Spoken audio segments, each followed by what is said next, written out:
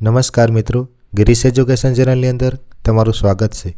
મિત્રો, આજના વિડીયોની અંદર આપણે ધોરણ 7 વિષય વિજ્ઞાન એકમ નંબર 5 ભૌતિક અને રાસાયણિક ફેરફારો આ એકમ 5ના કુલ 35 MCQ પ્રશ્નોની ચર્ચા આપણે આજના વિડીયોની અંદર કરશું। તો ચાલો આપણે આજનો વિડીયો શરૂ કરીએ। પ્રશ્ન નંબર 1, કોલસાનું સળગવું એ કયા પ્રકારનો ફેરફાર છે? તો આનો ઉત્તર આવશે વિકલ્પ એ, રાસાયણિક ફેરફાર। કોલસાનું સળગવું એ રાસાયણિક ફેરફાર છે। પ્રશ્ન નંબર 2, ફટાકડાનું ફૂટવું એ કયા પ્રકારનો ફેરફાર છે? તો આનો ઉત્તર આવશે વિકલ્પ એ, રાસાયણિક ફેરફાર। ફટાકડાનું ફૂટવું એ એક પ્રકારનો રાસાયણિક ફેરફાર છે। પ્રશ્ન નંબર 3, વિનેગરમાં ભૂરું લિટમસ પેપર ડુબાડતા તે લાલ બને છે, આ ક્રિયા કયો ફેરફાર દર્શાવે છે? તો આનો ઉત્તર આવશે વિકલ્પ એ, રાસાયણિક ફેરફાર। વિનેગરમાં ભૂરું લિટમસ પેપર ડુબાડતા તે લાલ બને છે, આ ક્રિયા છે એ રાસાયણિક ફેરફાર દર્શાવે છે। પ્રશ્ન નંબર 4, નીચેના પૈકી કયો ભૌતિક ફેરફાર છે? તો આનો ઉત્તર આવશે વિકલ્પ ડી, આપેલ તમામ। એટલે કે ખાંડનું પાણીમાં ઓગળવું ભૌતિક ફેરફાર છે, ચોકનો ભૂકો કરવો એ ભૌતિક ફેરફાર છે, અને બરફનું પાણી થવું એ પણ ભૌતિક ફેરફાર છે।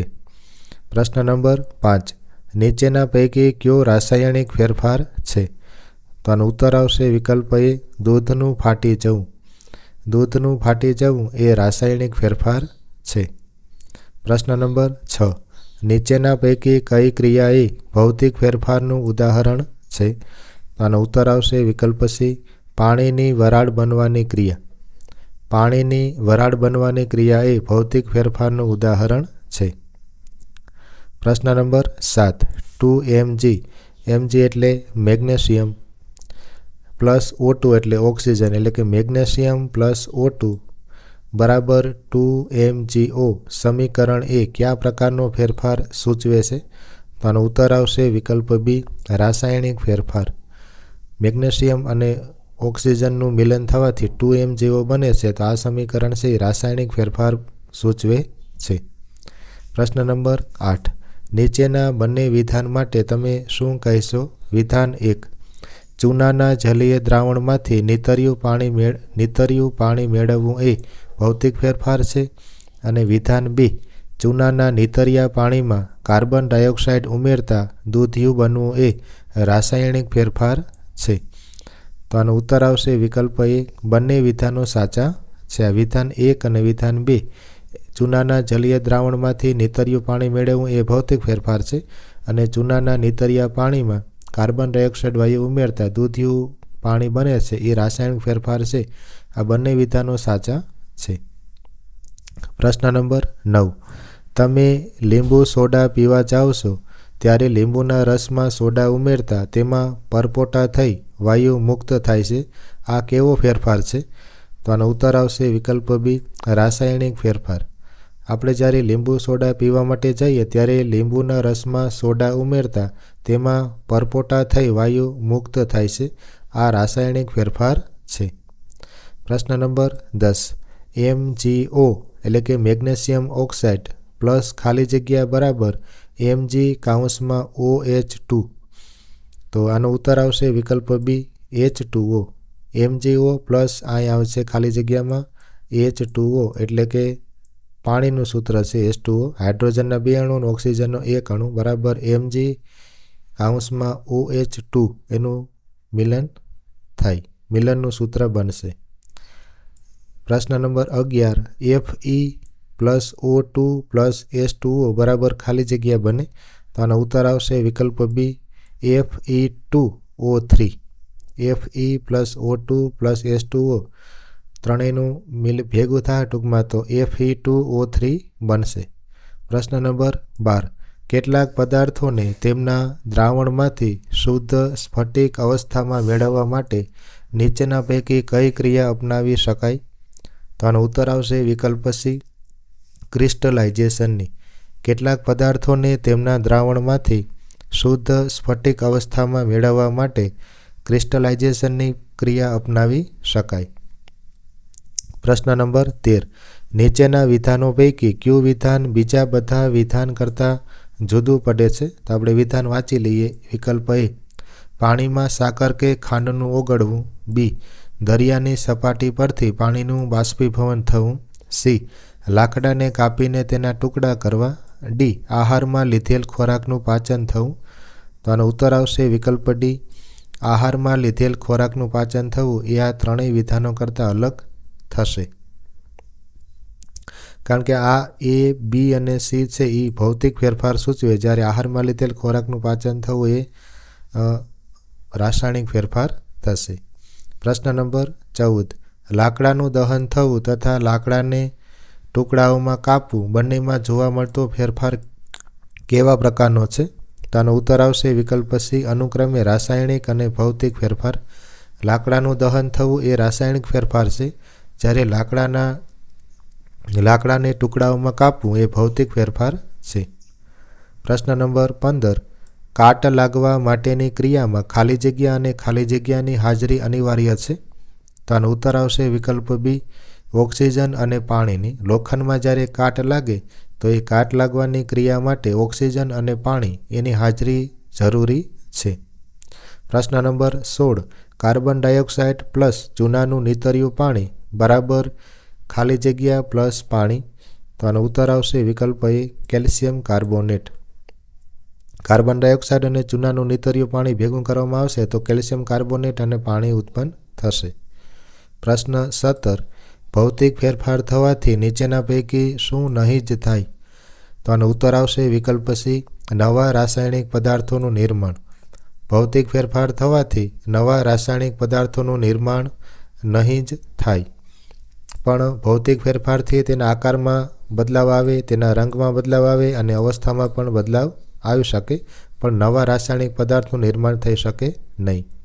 પ્રશ્ન 18, ઘઉંમાંથી લોટ બનાવવો એ કેવા પ્રકારનો ફેરફાર કહી શકાય? તો આનો ઉત્તર આવશે વિકલ્પ સી, એ અને બી બંને, એટલે કે ભૌતિક ફેરફાર અને ઉલટાવી ન શકાય તેવો ફેરફાર. ઘઉંમાંથી લોટ બનવો એ ભૌતિક ફેરફાર છે અને પાછો ઉલટાવી ન શકાય તેવો ફેરફાર પણ છે. પ્રશ્ન 19, નીચેના પૈકી કઈ ક્રિયા ગેલ્વેનાઇઝેશન દર્શાવે છે? તો આનો ઉત્તર આવશે વિકલ્પ સી, લોખંડ પર જસતનું સ્તર ચડાવવાની ક્રિયા. લોખંડ પર જસતનું સ્તર ચડાવવાની ક્રિયા છે એ ગેલ્વેનાઇઝેશન દર્શાવે છે. પ્રશ્ન નંબર 20, મેગ્નેશિયમ ઓક્સાઇડ ભીના ખાલી જગ્યા લિટમસ પત્રને ખાલી જગ્યા બનાવે છે. તો આનો ઉત્તર આવશે વિકલ્પ ડી, લાલ અને ભૂરું. મેગ્નેશિયમ ઓક્સાઇડ ભીના લાલ લિટમસ પત્રને ભૂરું બનાવે છે. પ્રશ્ન 21, વિધાન 1, કોપર સલ્ફેટનું દ્રાવણ લીલા રંગનું હોય છે. વિધાન 2, આર્યન સલ્ફેટનું દ્રાવણ વાદળી રંગનું હોય છે. તો આનો ઉત્તર આવશે વિકલ્પ ડી, વિધાન 1 અને 2 બંને વિધાનો ખોટા છે. આ બંને વિધાન ખોટા છે. પ્રશ્ન 22, વિધાન 1, કેલ્શિયમ કાર્બોનેટ પાણીમાં અદ્રાવ્ય છે. વિધાન 2, મેગ્નેશિયમ ઓક્સાઇડ પાણીમાં અલ્પદ્રાવ્ય છે. તો આનો ઉત્તર આવશે વિકલ્પ સી, વિધાન 1 અને 2 બંને વિધાનો સાચા છે. કેલ્શિયમ કાર્બોનેટ પાણીમાં અદ્રાવ્ય છે આ વિધાન પણ સાચું છે, અને મેગ્નેશિયમ ઓક્સાઇડ પાણીમાં અલ્પદ્રાવ્ય છે આ વિધાન પણ સાચું છે. પ્રશ્ન 23, સ્ટેનલેસ સ્ટીલ બનાવવા માટે લોખંડમાં કઈ ધાતુ ભેળવવામાં આવે છે? તો આનો ઉત્તર આવશે વિકલ્પ ડી, ક્રોમિયમ, નિકલ અને મેંગેનીઝ. સ્ટેનલેસ સ્ટીલ બનાવવા માટે લોખંડમાં ક્રોમિયમ, નિકલ અને મેંગેનીઝ નામની ધાતુઓ ભેળવવામાં આવે છે. પ્રશ્ન 24, ભાવિકા રસોઈ બનાવવા વિનેગરનો ઉપયોગ કરે છે તો તે કયા એસિડનો ઉપયોગ કરે છે? તો આનો ઉત્તર આવશે વિકલ્પ બી, એસિટિક એસિડ. ભાવિકા રસોઈ બનાવવા માટે વિનેગરનો ઉપયોગ કરે છે તો તે, કારણ કે વિનેગરની અંદર એસિટિક એસિડ રહેલો હોય છે, એસિટિક એસિડનો ઉપયોગ કરે છે. પ્રશ્ન 25, કીડી કરડવાથી હેતના હાથ પર સોજો અને ખંજવાળ આવે છે. આમ થવા માટે કેવો ફેરફાર જવાબદાર છે? તો આનો ઉત્તર આવશે વિકલ્પ એ, રાસાયણિક ફેરફાર. કીડી કરડવાથી હેતના હાથ પર સોજો અને ખંજવાળ આવે છે. આમ થવા માટે રાસાયણિક ફેરફાર જવાબદાર છે. પ્રશ્ન 26, ખાવાના સોડા અને એસિટિક એસિડ મિશ્ર કરતાં કયો વાયુ ઉત્પન્ન થાય છે? તો આનો ઉત્તર આવશે વિકલ્પ બી, કાર્બન ડાયોક્સાઇડ. ખાવાના સોડા અને એસિટિક એસિડ મિશ્ર કરતાં કાર્બન ડાયોક્સાઇડ વાયુ ઉત્પન્ન થાય છે. પ્રશ્ન 27. કરણ મીણબત્તી સળગાવે છે તો તે પીગળવા લાગે છે. અર્જુન આ જ પીગળેલી મીણનો ઉપયોગ કરીને નવી મીણબત્તી બનાવે છે. તો આ બંને ક્રિયામાં જોવા મળતો ફેરફાર જણાવો. તો આનો ઉત્તર આવશે વિકલ્પ સી, એ અને બી બંને. એટલે કે પહેલો ફેરફાર છે, આમાં બે ફેરફાર છે, એક ભૌતિક ફેરફાર અને બીજો ઉલટાવી શકાય તેવો ફેરફાર. મીણબત્તીને સળગાવે છે ત્યારે તે પીગળવા લાગે છે અને અર્જુન આ જ પીગળેલી મીણનો ઉપયોગ કરીને નવી મીણબત્તી બનાવે છે. તો પહેલી ક્રિયામાં ભૌતિક ફેરફાર છે અને બીજો ઉલટાવી શકાય તેવો ફેરફાર છે. પ્રશ્ન 28. મેગ્નેશિયમની પટ્ટીનું દહન થવાથી બનતી રાખ અને તે રાખ પાણી સાથે મિશ્ર કરતાં મેગ્નેશિયમ હાઇડ્રોક્સાઇડ બનવું, આ બંને ક્રિયા અનુક્રમે કેવા ફેરફાર દર્શાવે છે? તો આનો ઉત્તર આવશે વિકલ્પ ડી, રાસાયણિક અને રાસાયણિક.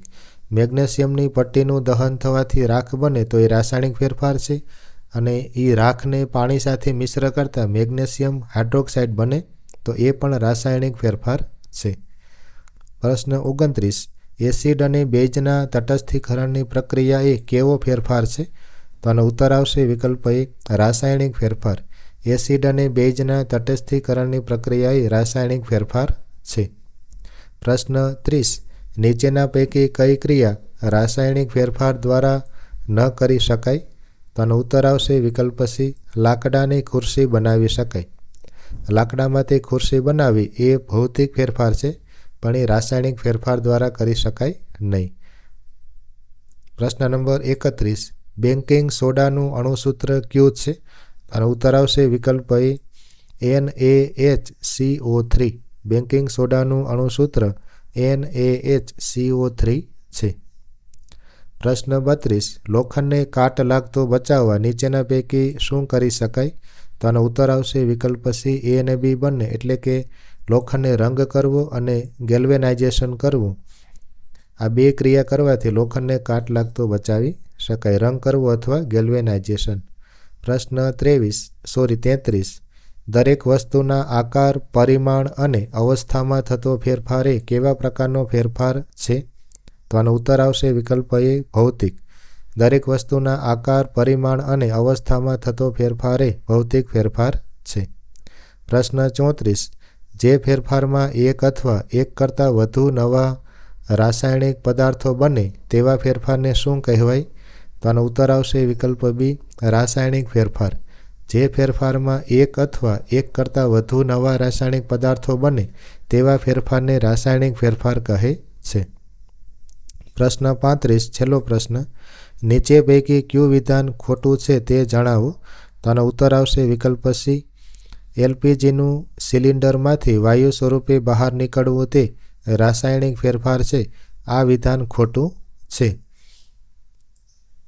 આ વિધાન છે એ ખોટું છે. પણ પ્રાણીજ કચરામાંથી બાયોગેસ બનવું એ રાસાયણિક ફેરફાર છે. આ વિધાન સાચું છે. બાયોગેસનું દહન થવું એ રાસાયણિક ફેરફાર છે. આ વિધાન પણ સાચું છે. અને એલપીજીનું દહન થવું એ રાસાયણિક ફેરફાર છે. આ વિધાન પણ સાચું છે. પણ એલપીજીનું સિલિન્ડરમાંથી વાયુ સ્વરૂપે બહાર નીકળવું તે રાસાયણિક ફેરફાર છે. આ વિધાન ખોટું છે. જો આ વિડીયો મિત્રો તમને ઉપયોગી થયો હોય તો આ વિડીયોને લાઇક કરજો, શેર કરજો, અમારા ચેનલને સબસ્ક્રાઈબ કરજો. જય હિન્દ, વંદે માતરમ. જય જય ગરવી ગુજરાત.